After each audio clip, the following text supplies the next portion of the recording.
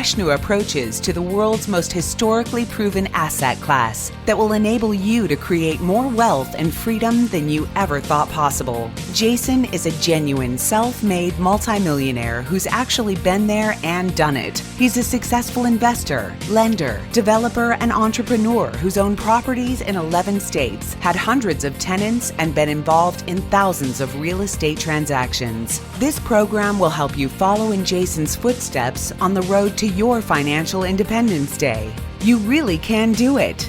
And now, here's your host, Jason Hartman, with the complete solution for real estate investors.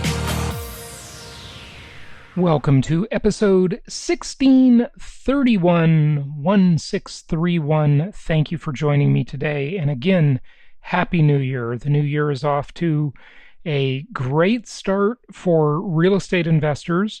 However, there is absolute craziness going on in our nation's capital, here in the good old US of A. Let's hope that that turns out as well as can be expected. And it looks like, I think it's a little too early to tell, so I'm not going to comment yet. But some reports are saying that Antifa protesters are dressed up as Trump supporters to cause chaos and make the Trump people look bad. So I don't know, this kind of stuff, it just gets absolutely crazy, and you never know who's who. It's absolutely, counterintelligence and misinformation, and this is the way things are fought in today's world. But today, our guest, on a real estate note, is the president and CEO of the National Apartment Association, NAA, and they represent the rental housing industry. So you're going to hear from him as we discuss some important things about rental housing, important to all investors.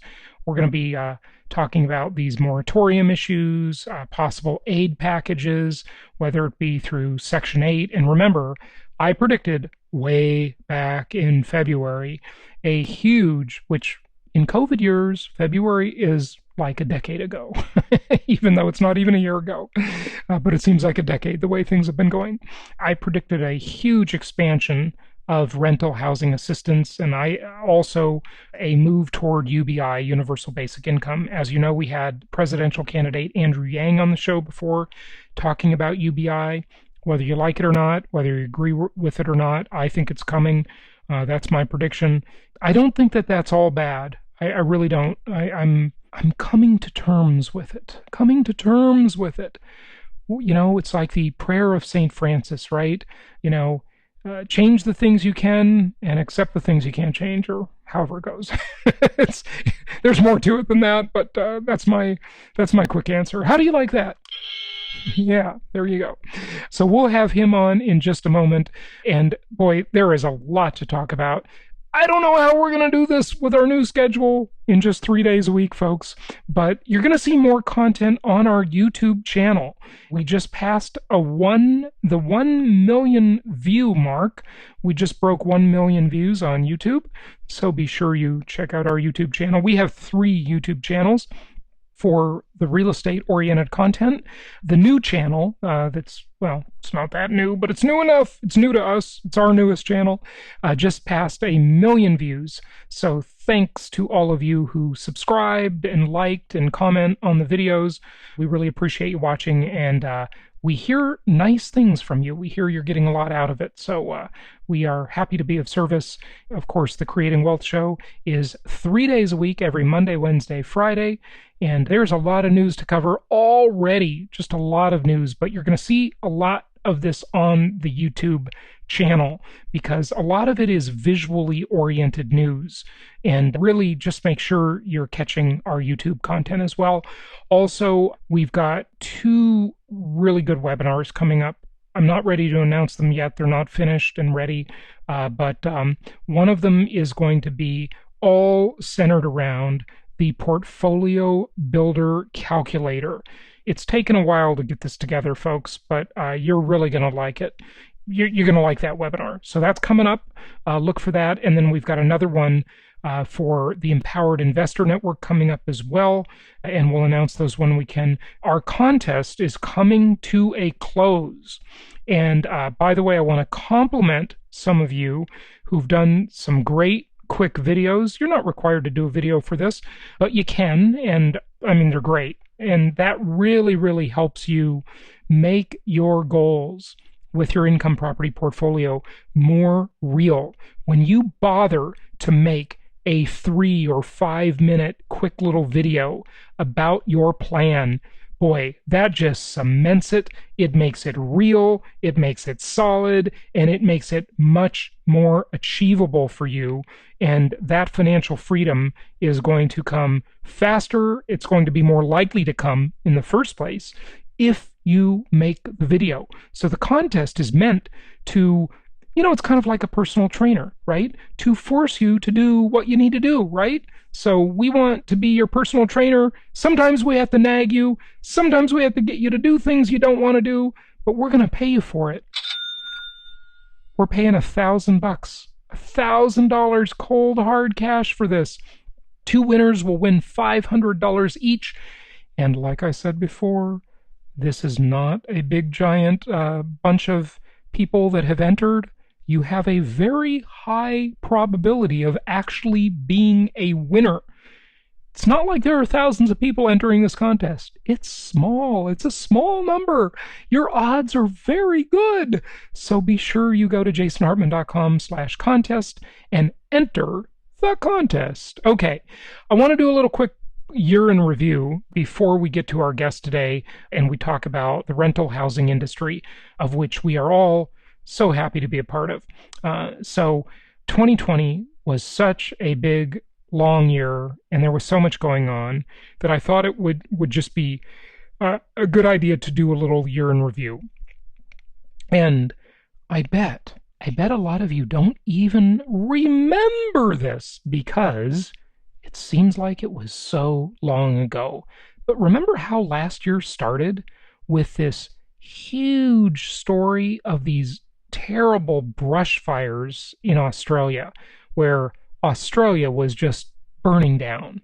I mean, it was so sad to see all of that devastation and the animals killed. You know me, I'm a huge animal lover. That was just tragic. But then COVID stole the stage, right? By February, 86,000 cases were recorded globally by the end of February. And then in March, there was a $2 trillion, with a T, $2 trillion aid package from the U.S. government, and that relief bill was signed. We talked all about that. We reported on it many times throughout the year. And then there was this huge drop where travel just went, it just disappeared. I mean, completely. The whole travel industry just died by April. It was a 66% drop in air travel from the previous year. And it got even a little bit worse than that, I believe, after April. And then remember, I shared with you my example. Remember, I taught you in March about supply-demand shock, an unusual economic malady.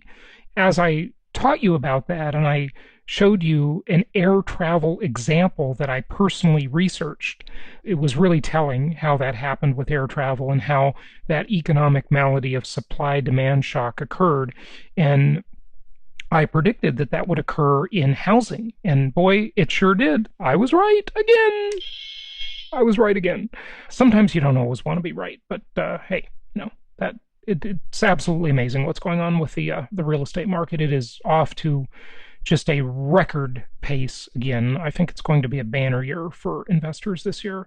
And, investors had a fantastic year last year. All the naysayers, I remember the comments, when you have a YouTube channel, you really realize, like, a lot of people in the general public, they just aren't too swift. No, they're not.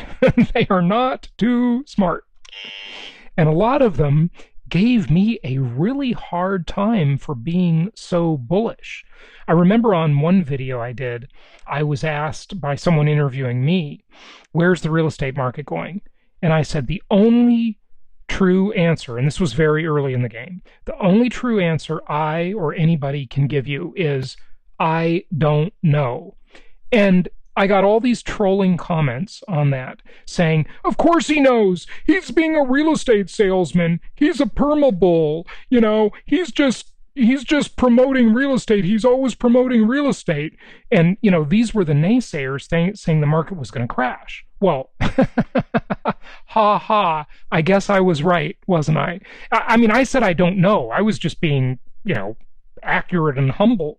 I didn't know, but I was pointing out some very bullish things, like what I accurately predicted. I was the first one to predict the suburban tsunami, okay, where there was this mass migration to the burbs. That happened, and the market boomed, and prices went through the roof, and supply-demand shock happened, just like I said it would. But all those people, they've got egg on their face, they've got pie on their face. They'll be right someday. No market goes on forever. There will be an adjustment at the very least, if not a crash eventually.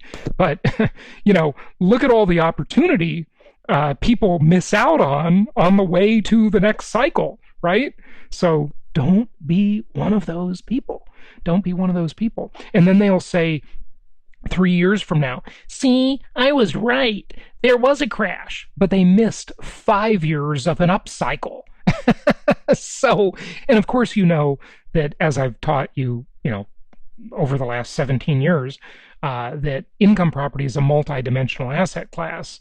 And in my 3 dimensions of real estate presentation, in that little module that I've taught you over the years, if you're new to the show, go to jasonhartman.com, use the search bar there, and just type these keywords in, and you can find all the content on that. Oh, and by the way, we've developed a knowledge base where we are indexing our content for you. We have so much content. We've got about 6,000 podcast episodes, hundreds and hundreds, if not even over 1,000 videos now, and just a mountain of content. And so we have started for the last maybe, several months, indexing that content for you into a knowledge base. That's going to be very, very helpful. So more on that coming down the road. But you can also ask your investment counselor, because they have the details on the knowledge base and can provide you access to it, where, it goes right to the spot in a podcast or a video, the exact spot where we're talking about a certain thing. So you don't have to wade through a whole bunch of content. You can get exactly what you need. And that's our goal, to provide this information to you. Anyway, so in the 3 dimensions of real estate, remember, rents and prices are mostly non-correlating things. So when prices are soft, there's upward pressure on rents. And when prices are going up, you're in a capital gains market, but you're not able to raise your rents as much as everybody's moving from renter to homeowner.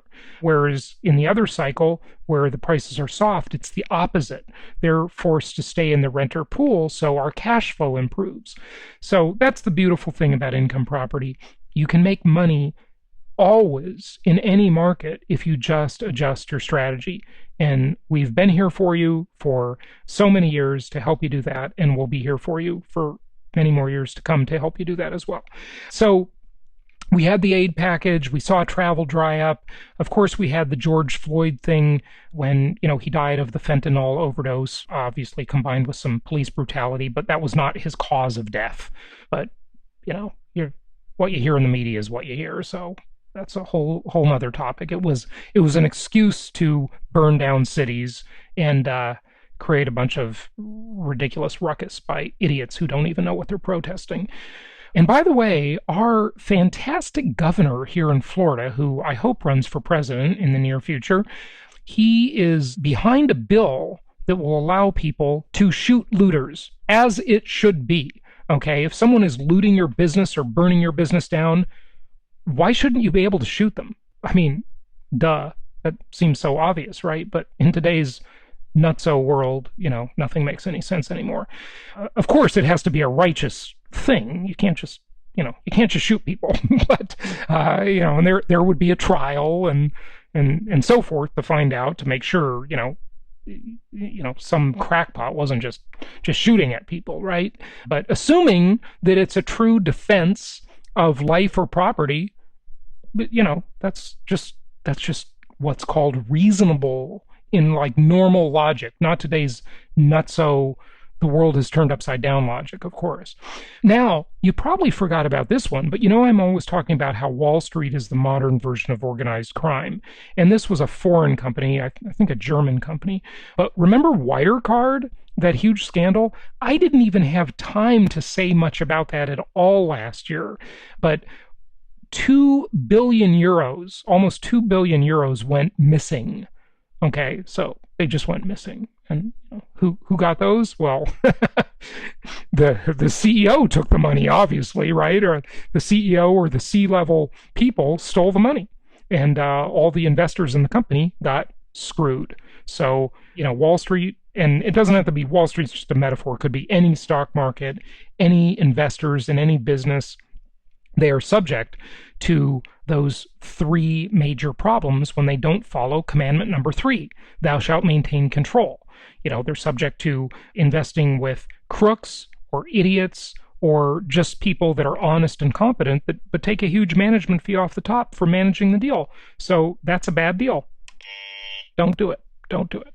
Okay, the elections in Belarus, remember those? And remember that, these crooked elections in Belarus, I hope that country frees up soon. I want to go visit Belarus. As you know, I've been to 87 countries, and that one's been on my list for a long time, but it's the one little sort of communist holdout left in Europe.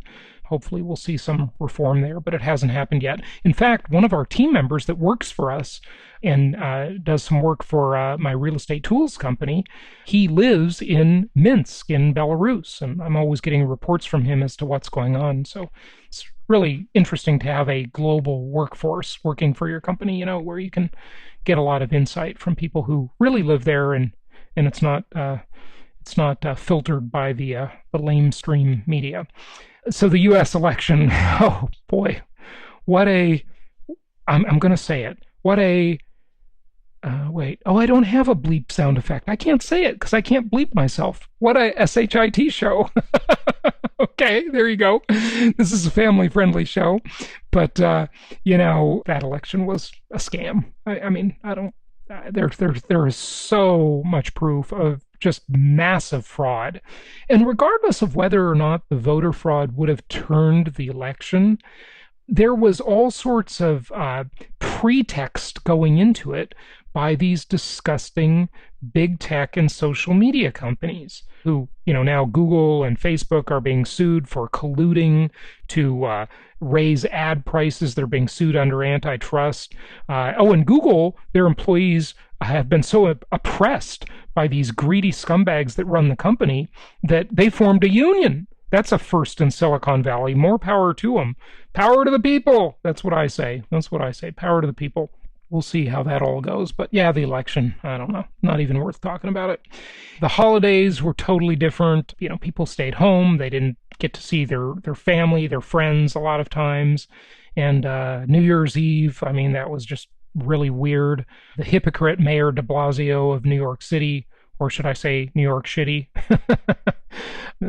is really turning into an absolute disaster, as is typical with people hypocrites like him that run places like Detroit or, many parts of Michigan and California and New York. They ruin it. They ruin those places. They really do. And so he told everybody to stay home, yet he and his wife didn't stay home. They went out and they were dancing in Times Square. So, there you go. But New Year's Eve was very different this year, obviously. So that's a little quick year in review. Without further ado, let's get to our guest. Be sure to go to jasonhartman.com/contest and enter the contest. And here now, let's talk about the rental housing market. It's my pleasure to welcome Bob Pinnegar to the show. He's a returning guest. He is president and CEO of the National Apartment Association. They are a trade organization representing the rental housing industry. Bob, welcome back. How are you? I'm very good. Thank you for having me on again. It's good to have you. And there is a lot going on in the world, isn't there? Yes, there is. So, and yeah, we got to kind of have a lighthearted attitude for it. It's so crazy. There has been a lot of talk about the tidal wave of evictions coming at us. There's been a lot of talk about eviction moratoriums, people not paying their rent. How significant is this? The media loves to sensationalize, as we all know. And at least from my chair, from our side of the industry, it seems largely overplayed. I read it in the media, I hear about it in the media, but when I talk to our investors, it's like a non-issue, the non-payment of rents. Where do you stand on it? I agree with you. The media hype around this is only to further certain political agendas. So I've had conversations with people who have one or two units all the way up to people who operate portfolios with hundreds of thousands of units in them. And it's unprecedented. That's a word we overused this year, but the way the industry has worked with residents from the standpoint of waiving late fees to allow people to pay in multiple payments throughout a month, to setting up payment plans, to working with residents, because at the same time the pandemic hit, the economy was shut down. And there was an incredible concern out there of what was going to happen to the industry and were we going to be able to survive this. And I think that to a large degree, working with residents, operators have been able to fare far better than they would have had that not been the case. But there's still challenges out there, but we're working to try to solve those. Right. So cooperating, a spirit of assistance and cooperation, you're saying is beneficial to both parties, right? Yeah, definitely. We've been surveying our members and asking them questions in connection with a survey we do with IREM, and upwards of 80% of the members that we surveyed have been working with residents to keep them in place, because we all know that evictions are lengthy processes, that this is not a high margin business, and one eviction could easily cost you the profit margin. You take the profit margin on 3 other units just to break even. That is not a viable business model. Can you avoid it? Because an eviction is the last possible recourse. Right. So do you have any statistics you can share with us? Like how, what percentage of tenants aren't paying rents? What do we need to know about this? How big is this problem? We both agree it's overhyped, but there still is a problem there. How significant is it? There's been a number of groups out there that have been looking and tracking various information and data points. I was looking at some lease lock information just this afternoon, and they're looking at rent payments in the first day of the month. And so in November, it was their November reporting period, the Class A product saw 19% of rent payments received in the first day of the month. And Class C products, that's down to 13%. Now, these are apartment complexes, right? Apartment complexes. So Class A, you were dividing it. So Class A, B, C, it's different in different categories. So what's happening in Class A? In Class A, first day of the month, you're seeing about 19% of rent payments made. In Class C, that drops down to 13%, which is not surprising given the fact that in the Class A products, these largely tend to be jobs that lend themselves well to working from home. And so people are able to work from home and be able to make ends meet. The Class C product does have a larger challenge because this is really our naturally occurring affordable housing. And so a lot of our service workers who are probably underemployed or maybe not employed as COVID is beginning to ramp up again, as restaurants and hotels begin to close down, these are the people that are facing the most challenge, which is really why we've been aggressively lobbying for direct rental assistance to help residents that are in this space that truly need assistance. Okay, so that's interesting, and I definitely want to get there. So, you talked about the first of the month. I mean, even in good times, a lot of people don't pay their rent on the first of the month. But what happens by the 10th of the month? Do you have anything you can share there? Well, there's a number of pieces of information that are out there that are looking at this. I know that the National Multi-Housing Council has the rent tracker, which has been looking at about a population of a little over 11 million rental units across the country. It skews arguably more towards the A and B class, and they've been seeing that there has been some drop off from the standpoint of rent payments, but they're still relatively strong and things are in good shape. What been trying to gather information on is that C-class space, because again, this is an older product, which tends to be lower from a rent standpoint and tends to have people who are really struggling to make ends meet. Mm-hmm. Now, one of the things I predicted way back in February or March is that there would be some sort of national rental assistance program, whether it be an expansion of Section 8 and probably a pretty dramatic expansion of the Section 8 program that's been there for decades, or some sort of a new program. And there's a lot of talk about universal basic income. We've done shows on that previously. What type of rental housing assistance program do you think we need, and what might we get? Well, there have been versions of what you're talking about, but there hasn't been one comprehensive program from the federal level. So a lot of the CARES Act dollars that were distributed across the country, you had various jurisdictions that put together assistance programs. Los Angeles did, Fresno, California did.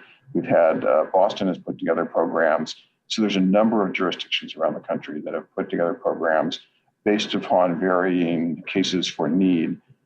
The initial legislation that was put together with the HEROES Act called for it to go through the homeless programs that are out there, which is very cumbersome. They tend to be small programs. They can't be wrapped up easily and quickly to get dollars out.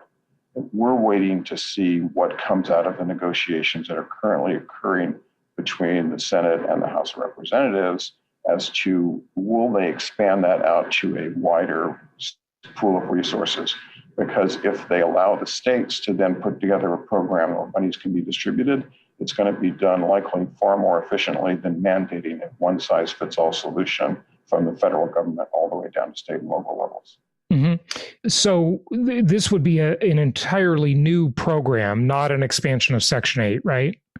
Likely it would be a new program, because the challenge is that this is something that would likely be outside of the restrictions that Section 8 has in place. So you could have a much more business-friendly model that allows for things to happen more quickly. The challenge with the Section 8 program is that it has a very cumbersome process that is inconsistent from PHA to PHA. And so you can be in one county and deal with 2 or 3 different public housing authorities, all of which have different requirements of you. And if we're going to get money out to people who need it quickly as possible, we're going to have to be more flexible. And would these be direct payments to landlords? The way it was envisioned was direct payments to residents, and then they in turn could then make the payments to landlords. There have been various conversations about different ways, different scenarios that could occur, but the dollars that they receive would be earmarked specifically for rent. It wouldn't be that different than during a hurricane where vouchers are available for housing. The resident would receive them. They could then sign them over to the property owner, and that would suffice for their rent. So they can be in place, they can survive the catastrophe and then move on. And hopefully we'd have the same thing coming out of this potential legislation. Mm-hmm. But as a landlord, we would definitely rather see them come directly to the landlord the way Section 8 does.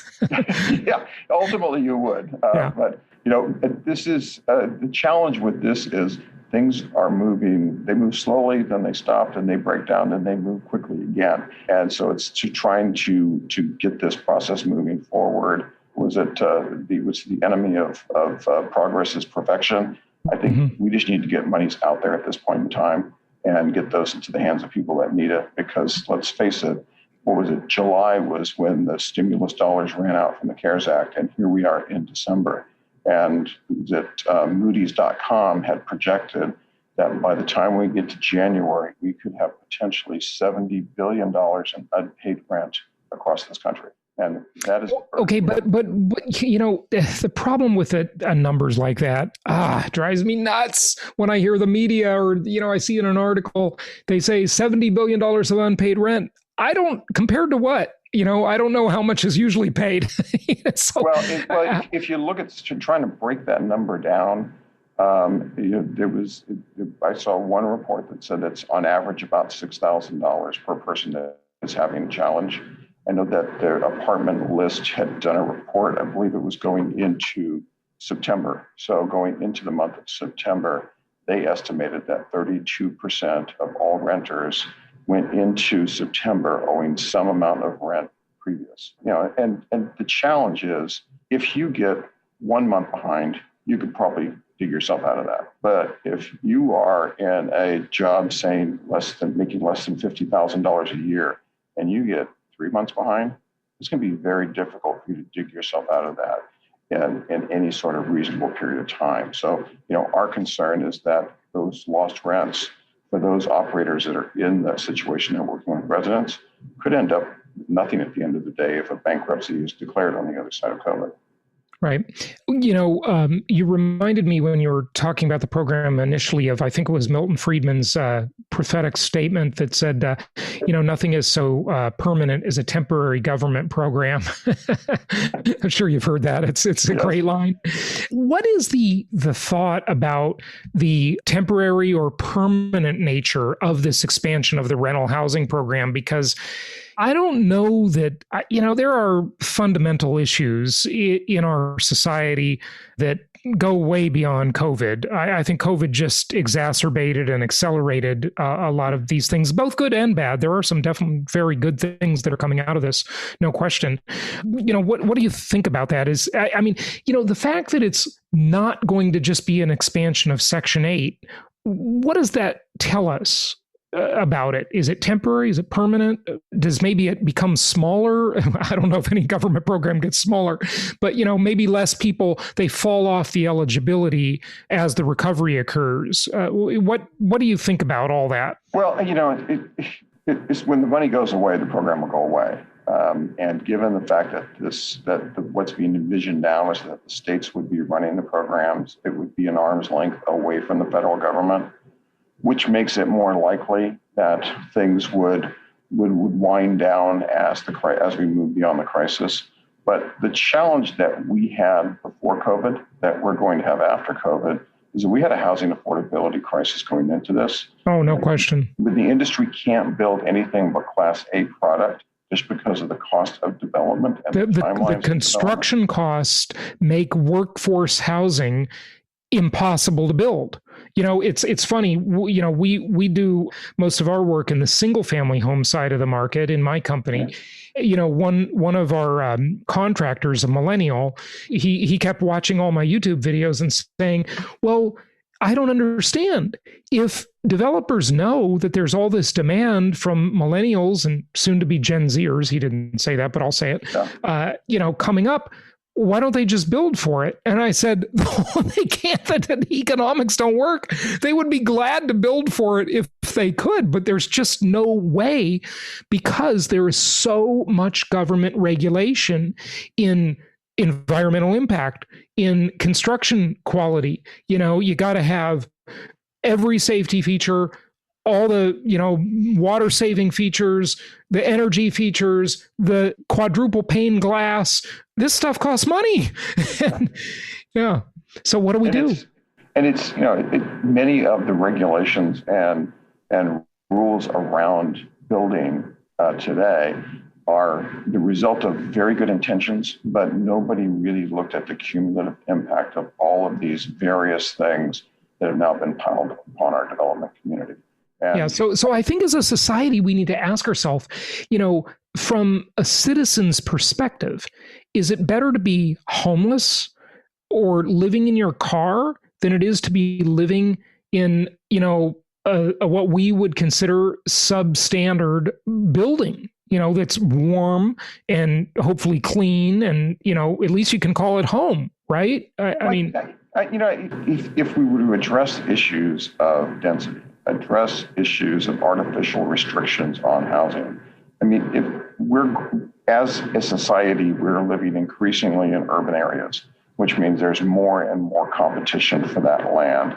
There's also been a large push of, building on transportation corridors, but there's only a limited amount of supply there. And so the land becomes that much more expensive. I think we need to have a real conversation about density, about what type of communities we want to have, about the economic impacts, because if we continue to go down this road, you're not going to be able to have people working in the shops that you want to frequent. This is something that you see in very expensive communities like San Francisco and New York, where you have small mom and pop operations, dry cleaners, convenience stores. They're closing down because they're getting to an age where they can't run the store 7/24 and they can't hire people to commute the 3 hours total to come into work and to go home to be able to run the store. So we're seeing a change in our urban communities because we refuse to deal with this problem. Yeah, but to some extent, COVID and the civil unrest, the riots, is solving that problem because people are leaving those areas. Thoughts on that? You know, I think they are.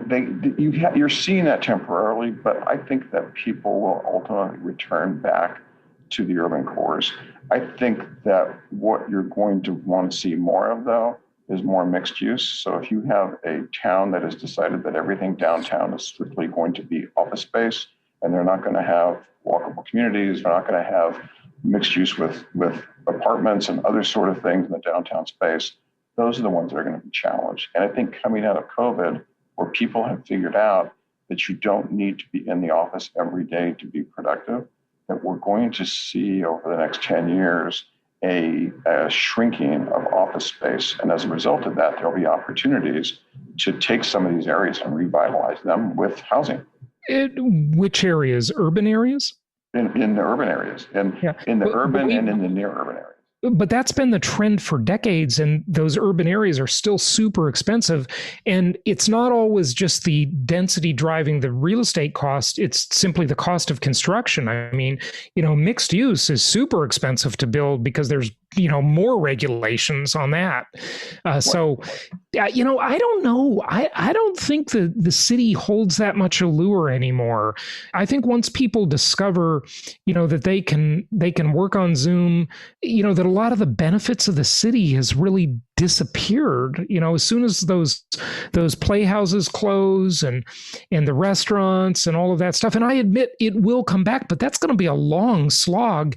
And I do agree with you in the long enough term, whatever that means, to where if prices come down in those areas a lot, which will be a hard fought, really, it's going to be pretty tough for maybe a decade. I don't know how long. Then I do think we'll ultimately see some people come back. But for the foreseeable future, I think the trend is away from the urban areas. I don't know. What do you think? Well, I mean, in San Francisco, what we're seeing is you see rents dropping as much as 20% in the downtown core area.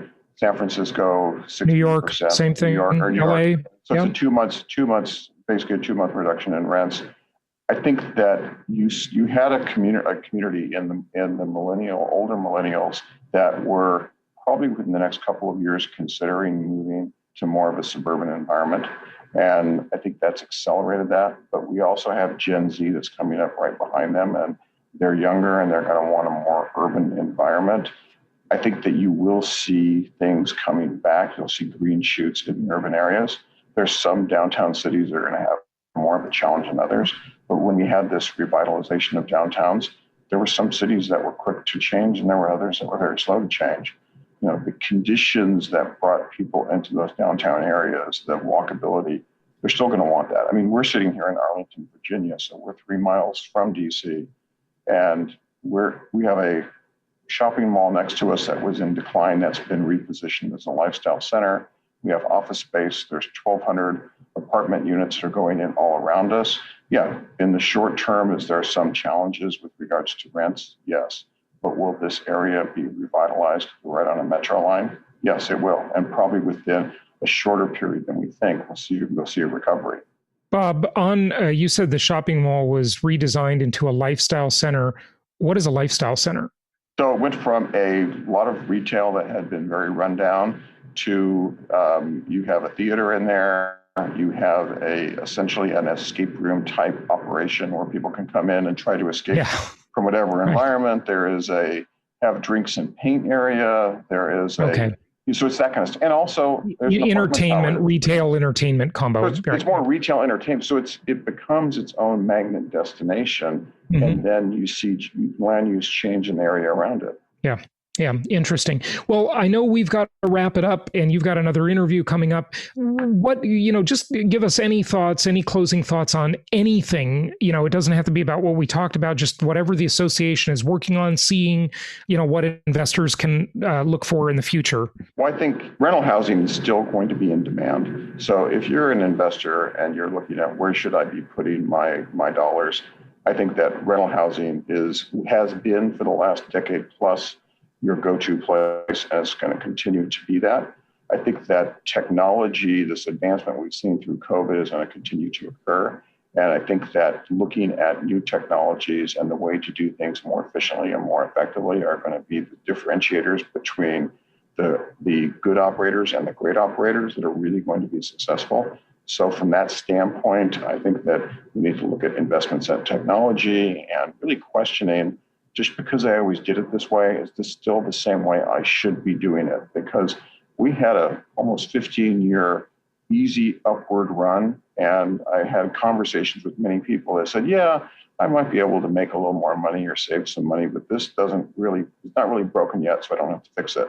I think now's a time for those people who decide to reevaluate their operations and look at doing things more efficiently. I think they're going to be the ones that are going to really come out on top. Yeah, I think you're right. And, just one final thing, sorry. Demographics. 10 years ago, back in 2010, I was saying on the show, the demographics coming at the rental housing market over the next 10 years are nothing short of phenomenal. And guess what? Now it's 10 years later, and I've renewed that statement because we got another 10 years that look phenomenal to me. Do you agree? I agree with you. The baby boomers are going to continue to downsize and move into rental housing. And the new people coming out of school, the Gen Z and whatever the gen is beyond that, we're going to see them continue to demand rental housing. They want subtly different things in what they're looking for, but overall, there is more demand than there is supply for rental housing, and that is not going to change anytime soon. Yeah, couldn't agree more. And the website is naahq.org,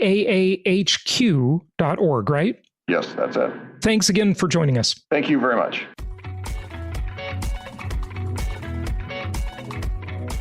Thank you so much for listening. Please be sure to subscribe so that you don't miss any episodes. Be sure to check out the show's specific website and our general website, hartmanmedia.com, for appropriate disclaimers and terms of service.